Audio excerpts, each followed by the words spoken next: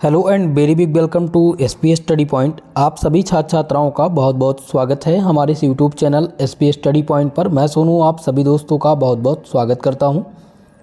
आज की इस क्लास के अंतर्गत हम डिस्कस करेंगे BSc third year fifth semester के छात्र छात्राओं के लिए केमिस्ट्री का मॉडल पेपर।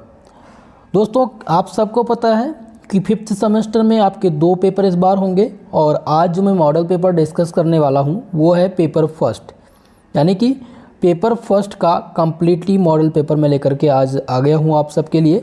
और इस मॉडल पेपर के अंतर्गत दोस्तों बहुत ही मोस्ट इम्पॉर्टेंट क्वेश्चन हैं जो मैं आज आप सभी को सॉल्व कराऊंगा। साथ ही साथ ये पेपर आपका लिखित पैटर्न के आधार पर है और 75 मार्क्स का ये पेपर रहेगा, जैसा कि आप लोगों ने फोर्थ सेमेस्टर और थर्ड सेमेस्टर में दिया था। लेकिन इस बार आपके दो पेपर होंगे 75 मार्क्स के। पहला पेपर होगा आपका ऑर्गेनिक सिंथेसिस ए और दूसरा पेपर भी आपका 75 मार्क्स का ही रहेगा। तो चलिए दोस्तों आज के इस मॉडल पेपर को हम सॉल्व करने का प्रयास करते हैं। सभी लोग इस मॉडल पेपर को तैयार कर लीजिएगा। जिनका एग्जाम इस बार लिखित पैटर्न के आधार पर होना है उन सभी विद्यार्थियों के लिए ये मॉडल पेपर खासकर बहुत ही महत्वपूर्ण रहेगा। ओके, तो चलिए स्टार्ट करते हैं आज की इस क्लास को। ये मॉडल पेपर 2023-24 या फिर अगर आप 25-26 के सत्र में देख रहे हैं तब भी आपके लिए इम्पॉर्टेंट रहेगा। पेपर नंबर फर्स्ट का जो आपका पेपर टाइटल है वह है दोस्तों ऑर्गेनिक सिंथेसिस ए। ये आपका पेपर फर्स्ट है और इसी का मॉडल पेपर आज मैं डिस्कस करूँगा। ओके, तो आप सबको पता है पेपर पैटर्न तो आपको पता ही है कि आपके जो पेपर्स होते हैं वो 3 सेक्शन में विभाजित होते हैं लिखित पैटर्न के आधार पर, सेक्शन ए, सेक्शन बी और सेक्शन सी। ठीक है, तो इस प्रकार से हम आज सबसे पहले तो सेक्शन वाइज डिस्कस करेंगे। सेक्शन ए में जो पेपर आपके क्वेश्चंस होते हैं वो वेरी शॉर्ट टाइप के होते हैं, जिन्हें हिंदी में कहा जाता है अति लघुत्तरीय प्रश्न। और कुछ यूनिवर्सिटी ये क्वेश्चन 5 प्रश्न पूछती है, यानी कि 5 ही प्रश्न वेरी शॉर्ट में पूछती है। कुछ यूनिवर्सिटी 10 प्रश्न पूछती है वेरी शॉर्ट में। जैसा कि अब अगर 10 प्रश्न पूछा जाएगा तो ये 2 नंबर का रहेगा, अगर 5 प्रश्न रहेगा तो ये 3 नंबर का प्रत्येक क्वेश्चन रहेगा। फिलहाल आज के इस मॉडल पेपर में हमने 10 प्रश्न वेरी शॉर्ट टाइप के चूज किया है। अगर ये आप तैयार करते हैं तो ठीक यही प्रश्न आपके एग्जाम में आएंगे। पहला प्रश्न है दोस्तों, justify the order of reactivity of halogenation of alkane ई। ठीक है, यहाँ पर क्वेश्चन कह रहा है कि एल्कीनों के हाइलोजनीकरण के प्रति हाइलोजन की प्रतिक्रियाशीलता का क्रम क्या है। ठीक है, हाइलोजिनेशन का जो रिएक्टिविटी है, ठीक है, आपको जस्टिफाई करना है, ऑर्डर बताना है, क्रम बताना है। किसका क्रम बताना है दोस्तों? हाइलोजन का क्रम बताना है एल्कीनों के प्रति कि क्या और उसका क्रम कैसा रहेगा। तो आपको बता दें दोस्तों जो इसका क्रम है एल्कीनों का हाइलोजनीकरण के प्रति जो इनका क्रम है दोस्तों, वो क्रम किस प्रकार से रहेगा? ये ऑर्डर जो रहेगा वो रहेगा F2 Cl2 Br2 फिर I2। ये डिक्रीजिंग ऑर्डर है। ठीक है, ध्यान रखेंगे इस बात को, ये डिक्रीजिंग ऑर्डर है। ये इसलिए है दोस्तों एल्कीनों की जो रिएक्टिविटी है वो डिक्रीज तब करेगी, जैसा कि आप सबको पता है कि हाइलोजन जो होता है उसकी रिएक्टिविटी डिक्रीज करती है इलेक्ट्रोनेगेटिविटी। जब ग्रुप में आप नीचे जाएंगे, ग्रुप में नीचे जाने पर क्या होता है कि इलेक्ट्रोनेगेटिविटी क्या करती है? डिक्रीज करती है। ठीक उसी प्रकार से जब आप समूह में नीचे की ओर जाएंगे तो इलेक्ट्रोनेगेटिविटी कम हो जाती है। तो हाइलोजन के जब ग्रुप में नीचे की ओर जाएगा तो उसकी रिएक्टिविटी क्या हो जाएगी? कम हो जाएगी। और इसका अगर डिक्रीजिंग ऑर्डर पूछे तो आपको ऑर्डर लिखना है, तो डिक्रीजिंग और इंक्रीजिंग दोनों ऑर्डर लिखना होगा।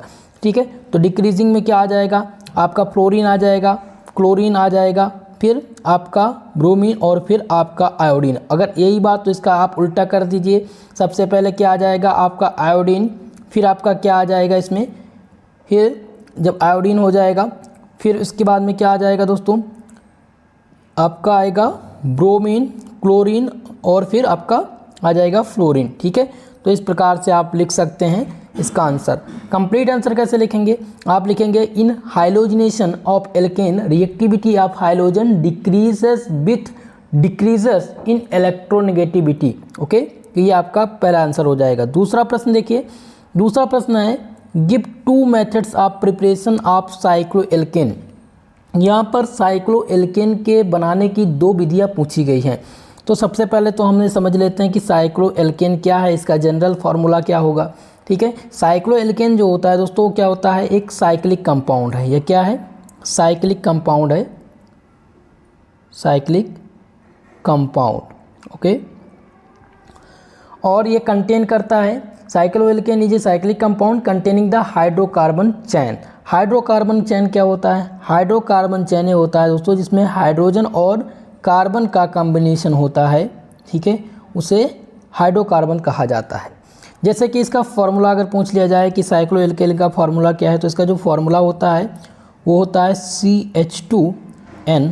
इसका जनरल फार्मूला होता है, जहाँ पर जो N है इसकी जगह पे आप 3, 4, 5 रख सकते हैं, यानी कोई भी संख्या आप रख सकते हैं। एग्जाम्पल के लिए साइक्लोप्रोपेन, साइक्लोब्यूटेन, साइक्लोहेक्सेन, ये क्या हैं, ये साइक्लोएल्केन के एग्जाम्पल हैं। ठीक है, अब बात कर लेते हैं कि इनके बनाने की विधि। जैसे कि अगर आपसे मैं एक स्ट्रक्चर देता हूँ, ठीक है, ठीक इस प्रकार से बना हो और आपसे पूछे कि इसका नामकरण करिए, क्या लिखा गया है। तो दोस्तों यह है साइक्लोप्रोपेन। यहाँ पर क्या हो जाएगा, यहाँ पर हो जाएगा CH2 और ये CH2, ये हो जाएगा साइक्लोप्रोपेन। ठीक इसी प्रकार से एक आकृति अगर बना दिया जाए यहाँ पर, ठीक है, इस तरह से अगर आपसे पूछ लेता है एग्जाम में, ठीक ऐसे दे देगा और बताएगा इसका आप नामकरण कीजिए, UPSC नामकरण कीजिए। तो यहाँ पर आप क्या लाएंगे, CH2 और CH2। तो ये क्या हो जाएगा, आप देखेंगे कितने कार्बन है, 1 2 3 4, 4 कार्बन आ गए। तो क्या हो जाएगा, ये साइक्लोब्यूटेन हो जाएगा। ये क्या है दोस्तों, साइक्लोब्यूटेन। ठीक इसी प्रकार से साइक्लोएल्केन भी बनेगा। ओके, तो इस प्रकार से अब बात करते हैं कि बनाने की विधि पूछी गई थी। तो ये तो रही आपके संक्षिप्त विवरण, यानी इसके बारे में। हम हाइलोजिनेशन ऑफ एल्केन्स, ठीक है, एल्केन्स के हाइलोजिनेशन से हम बनाएंगे। ठीक है, तो सबसे पहले हम क्या ले लेते हैं, यहाँ पर साइक्लोहेक्सीन ले लेते हैं। साइक्लोहेक्सीन से बना देते हैं। ये हो जाएगा कुछ इस प्रकार से, साइक्लोहेक्सीन का स्ट्रक्चर प्लस H2O के साथ इसका रिएक्शन करा देंगे तो हमें क्या मिल जाएगा, हमें मिल जाएगा साइक्लोहेक्सेन। क्या मिल जाएगा हमें, साइक्लोहेक्सेन। दूसरा, अगर हम बेंजीन से इसका रिएक्शन करा देते हैं, ठीक है, बेंजीन से भी हम प्राप्त कर सकते हैं। तो ये है बेंजीन का कुछ इस प्रकार से स्ट्रक्चर। ठीक है, और इसका हम क्या कराएंगे, 3H2 के साथ इसका रिएक्शन करा देंगे तो हमें प्राप्त क्या हो जाएगा, हमें साइक्लोहेक्सेन प्राप्त हो जाएगा। ठीक है, तो इस प्रकार से आप बना सकते हैं। इसका कंप्लीट वीडियो में भी आपको प्रोवाइड करा दूंगा। ओके, चलिए तीसरा प्रश्न देखते हैं। तीसरा प्रश्न है जो कि पूछा गया है कि व्हाट इज खरस इफेक्ट। खरस प्रभाव क्या होता है, हिंदी में इसे क्या कहते हैं, खरस प्रभाव कहते हैं। तो ये खरस प्रभाव क्या होता है, ये आपको बताने हैं। तो खरस इफेक्ट को दोस्तों क्या कहा जाता है, खरस इफेक्ट को पेरोक्साइड इफेक्ट भी कहा जाता है। इसको क्या कहा जाता है, अगर आप देखेंगे कहीं लिखा हो पेरोक्साइड इफेक्ट तो आप समझ जाएंगे कि ये क्या है, ये आपका खरस इफेक्ट है। इसको मार्कोनिकॉफ रूल्स भी कहते हैं। मार्कोनिकॉफ रूल खरस प्रभाव को ही कहा जाता है। ठीक है, तो Kharasch effect is also sometime called as peroxide effect. और खरस इफेक्ट को जब हम क्या करेंगे, एडिशन कराएंगे किसके साथ, HBr के साथ, यानी हाइड्रोजन ब्रोमाइड के साथ हम खरस इफेक्ट का क्या कराएंगे, जब रिएक्शन कराएंगे तो हमें पेरोक्साइड मिल जाएगा और इसी को कहते हैं खरस इफेक्ट। ओके, ठीक है, तो ये बात आप समझ जाएंगे। अब इसका एक मैं रिएक्शन करा देता हूँ खरस इफेक्ट का। इसको खरस इफेक्ट को दो नाम से और जानते हैं, पेरोक्साइड इफेक्ट और मार्कोनिकॉफ रूल। दो चीज़ आप ध्यान रखेंगे। तीसरी बात, Kharasch effect is the addition of HBr। ठीक है, खरस इफेक्ट क्या है, एडिशन ऑफ क्या है, HBr है, HBr हाइड्रोजन ब्रोमाइड। ठीक है, to unsymmetrical alkene in the presence of peroxide. अगर हम इसका रिएक्शन करा देते हैं तो हमें किससे कराएंगे, ये हो जाएगा CH3 आपका। ठीक है, CH double bond CH2 plus HBr। अब हमें क्या प्राप्त हो जाएगा, हमें प्राप्त हो जाएगा यहाँ पर CH3 वैसे ही हो जाएगा, फिर सिंगल बॉन्ड। अब यहाँ पर देखेंगे, यहाँ पर क्या है, एक H और है तो यहाँ पर आ जाएगा CH2। ठीक है, और single bond CH2 plus Br। ठीक है, ये आपको प्राप्त हो जाएगा, इसी को कहते हैं खरस इफेक्ट। ओके, चलिए चौथा प्रश्न देखिए।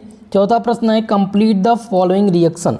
ये रिएक्शन दिया गया है और इसको कंप्लीट करना है। तो रिएक्शन क्या है, यहाँ पर बेंजीन दिया गया है C6H6 प्लस CH3COL।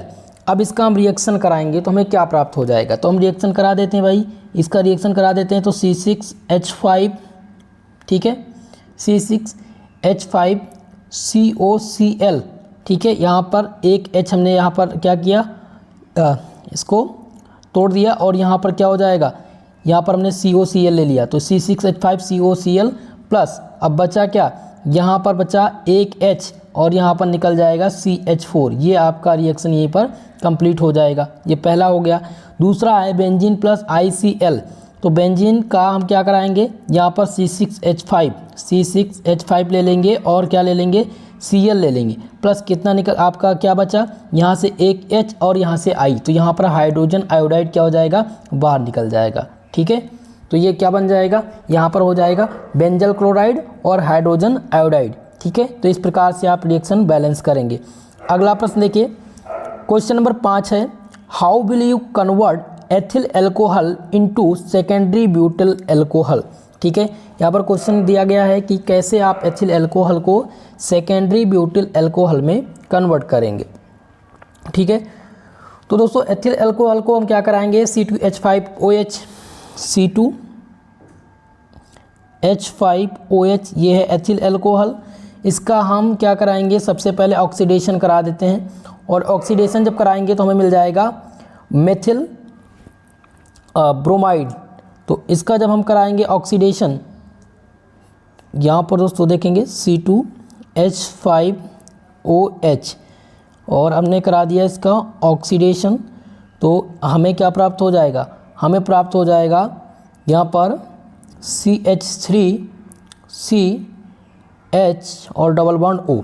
अब क्या कराएंगे, अब हम इसको यहाँ पर उपस्थिति CH3MgBr methyl bromide, methyl magnesium bromide जिसे कहते हैं RMgX। ठीक है, इसको ग्रिग्नार्ड रेजेंट कहते हैं। तो ग्रिग्नार्ड रेजेंट के साथ अगर हम इसका क्या करा देते हैं, इनकी उपस्थिति में इसका रिएक्शन करा देते हैं, तो हमें प्राप्त हो जाएगा यहाँ पर CH3C single bond CH3H double bond single bond OMgBr। तो ये आपका क्या हो जाएगा, यही आपका हो जाएगा सेकेंडरी, ये आपका हो जाएगा सेकेंडरी ब्यूटिल एल्कोहल।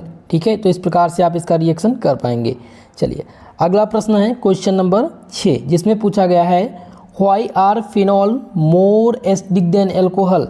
यानी कि फिनॉल जो है वो अधिक एसिडिक है किसकी अपेक्षा, एल्कोहल की अपेक्षा। ऐसा क्यों है, तो phenol is more acidic than alcohol due to the stabilization of phenoxide ion. ठीक है, तो इसके कारण क्या होता है, ये अधिक एसिडिक होता है। तो इस प्रकार से आप लिख सकते हैं, जैसे कि एग्जांपल आपसे दिया जाए कि यहाँ पर आप देखेंगे ये है आपका फिनॉल। ठीक है, ये क्या है, ये मोर एसिडिक है या लेस एसिडिक है। अगर मैं यहीं पर साइक्लोहेक्सेन बना दूं, ठीक है, तो ये क्या हो जाएगा, ये मोर एसिडिक हो जाएगा। फिनॉल मोर एसिडिक है, ठीक है, और एल्कोहल की अपेक्षा, तो एल्कोहल क्या है, लेस एसिडिक है। ओके, तो ये बात ध्यान रखेंगे। चलिए अगला प्रश्न देखते हैं।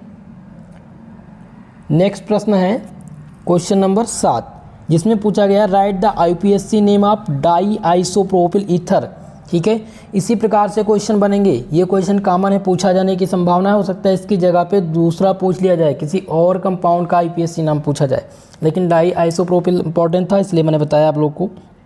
ठीक है, तो डाई आइसोप्रोपिल का ईथर का क्या पूछा गया है, पूछा गया है यहाँ पर IUPAC नेम। तो सबसे पहले इसका मॉलिक्यूलर फार्मूला जान लेते हैं। डाई आइसोप्रोपिल ईथर का जो मॉलिक्यूलर फार्मूला होता है वो होता है C6H14O। ठीक है, ये होता है इसका मॉलिक्यूलर फार्मूला। अगर हम बात करें IUPAC नेम की,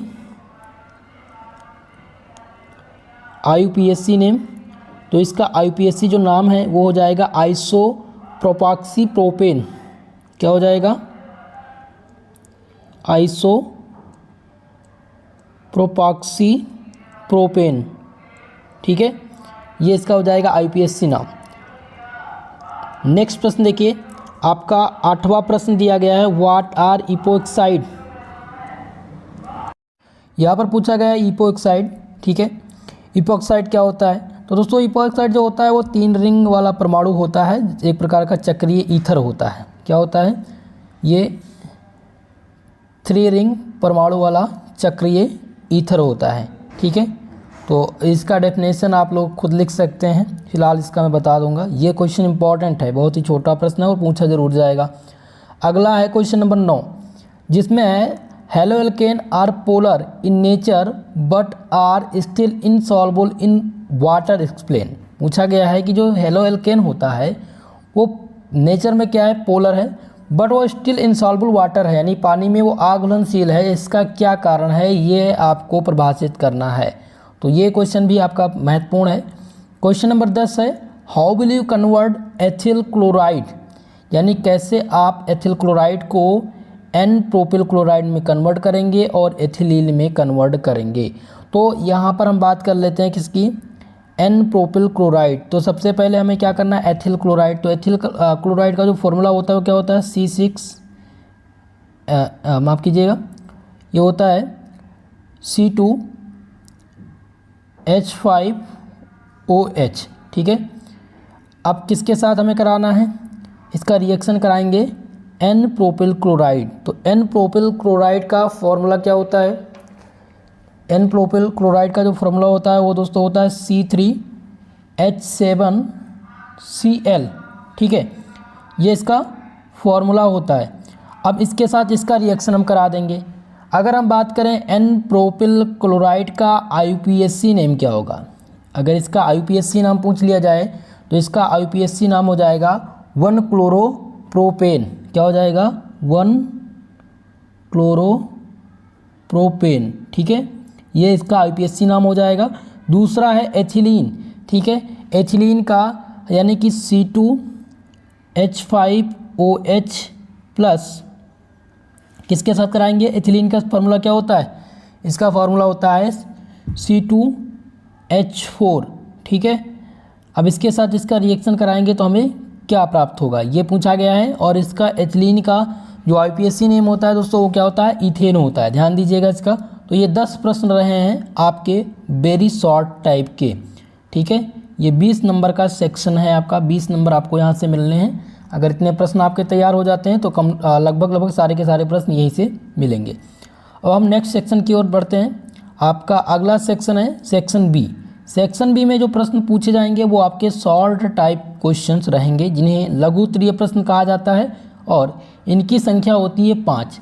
5 प्रश्नों का उत्तर आपको देना होता है, और लगा के जो क्वेश्चन पूछे जाते हैं वो 10 प्रश्न लगभग रहते हैं, 9 से 10 प्रश्न रहते हैं, जिनमें से आपको 5 प्रश्न का उत्तर देना रहता है। 200 शब्दों में इसका आंसर आपको लिखना होगा, ठीक है। और प्रत्येक क्वेश्चन कितने नंबर के रहेंगे? इसका प्रत्येक प्रश्न जो रहता है वो 5 या 7 नंबर का होता है। कुछ यूनिवर्सिटी में 5 नंबर का, कुछ यूनिवर्सिटी में 7 नंबर का, यानी कि 35 नंबर का ये आपका सेक्शन है। पहला प्रश्न देखते हैं, पूछा गया है give the methods of preparation of alkyl halide. Alkyl halide बनाने की विधि आपको बतानी है। तो एल्किल हैलाइड क्या होता है?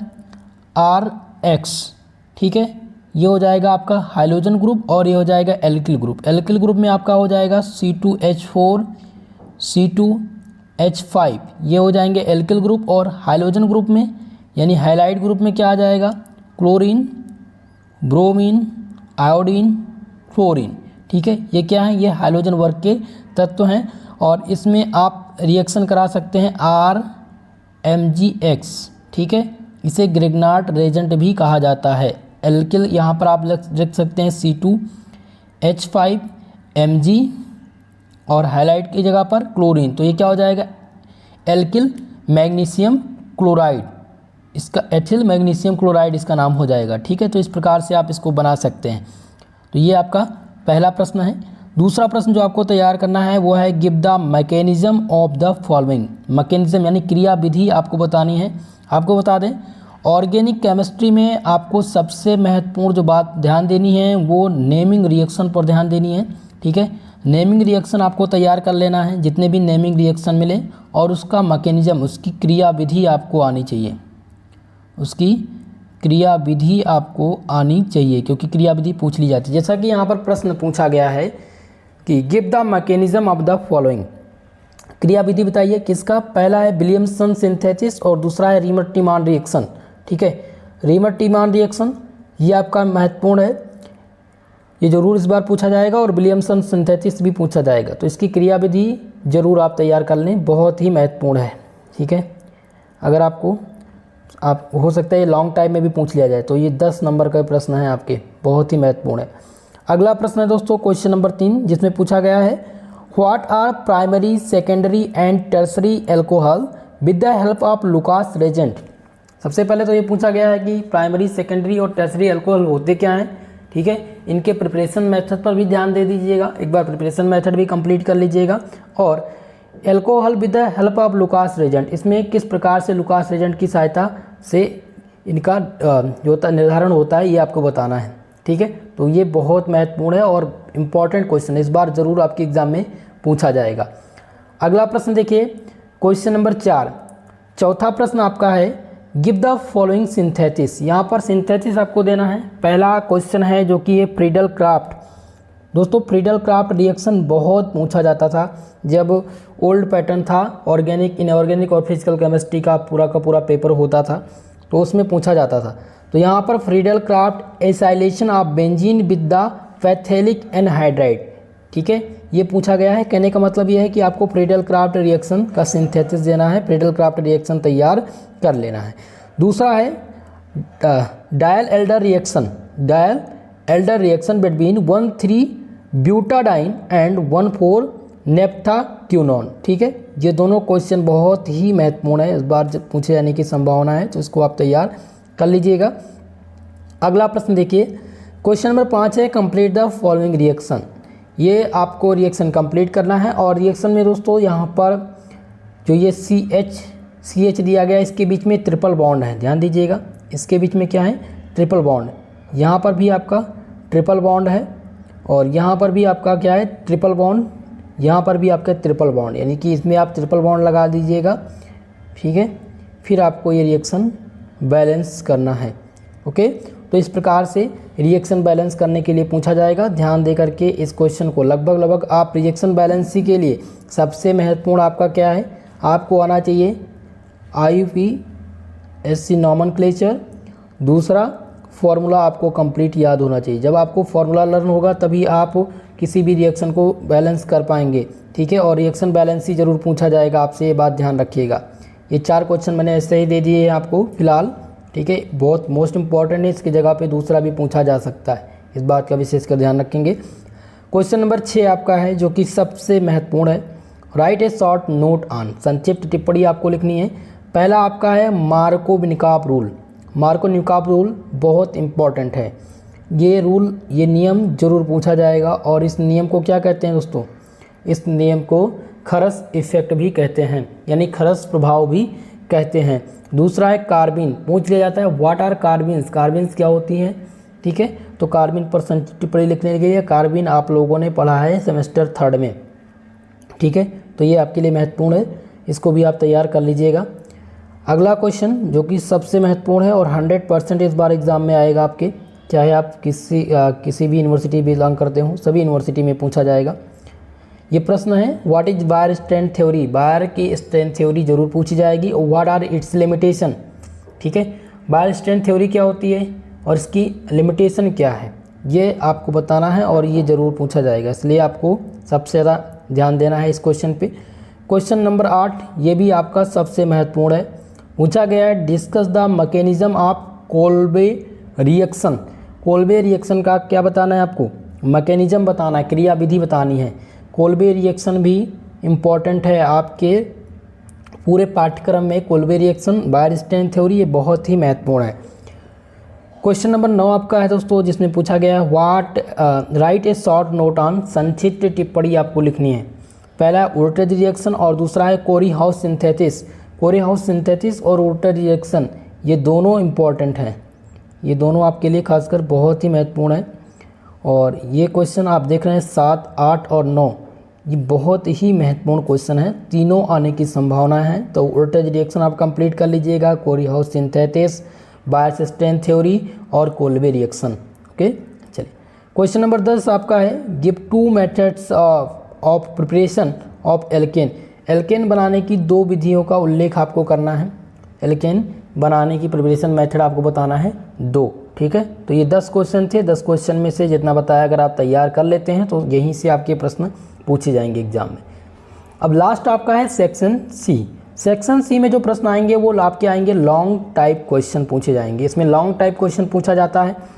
पहला प्रश्न है, how will you prepare cycloalkane derivatives by the following method. यानी कैसे आप प्रिपेयर करेंगे साइक्लोएल्केन डेरिवेटिव को इन मेथड के द्वारा, ठीक है। साइक्लोएल्केन का क्या करना है, प्रिपरेशन यानी कि साइक्लोएल्केन बनाना है किसके द्वारा, सिमनास-सिम्थ रिएक्शन, डायल एल्डर्स रिएक्शन और डिकमान साइलेशन, इन तीनों का उपयोग करके आपको क्या बनाना है, साइक्लोएल्केन का प्रिपरेशन मेथड बनाना है। ये लॉन्ग टाइप का सबसे महत्वपूर्ण प्रश्न है, ठीक है। तो इसको आप तैयार कर लीजिएगा, मोस्ट इम्पॉर्टेंट। अगला प्रश्न देखिए क्वेश्चन नंबर 2 जो कि पूछा गया है, discuss the keto enol tautomerism with the reference of product of reaction of acetylene of HgSO4 and H2SO4। यहाँ पर आपको बताना है कीटोइनॉल टाटोमेरिज्म बताना है विथ द रेफरेंस ऑफ, यानी कि इसके रेफरेंस के साथ the product reaction acylation HgSO4 और H2SO4 की सहायता से, ठीक है। तो ये दूसरा प्रश्न भी आपका बहुत ही महत्वपूर्ण प्रश्न है। क्वेश्चन नंबर 3 मैं आपको यहीं पर 100% का प्रश्न लगा दे रहा हूँ, ठीक है। और VVIP प्रश्न है ये आपके पूरे चैप्टर्स के सबसे महत्वपूर्ण प्रश्न है। पहला है, give the mechanism of the following, जिसमें पिनाकोलेन रीअरेंजमेंट पूछा जाता है, ठीक है।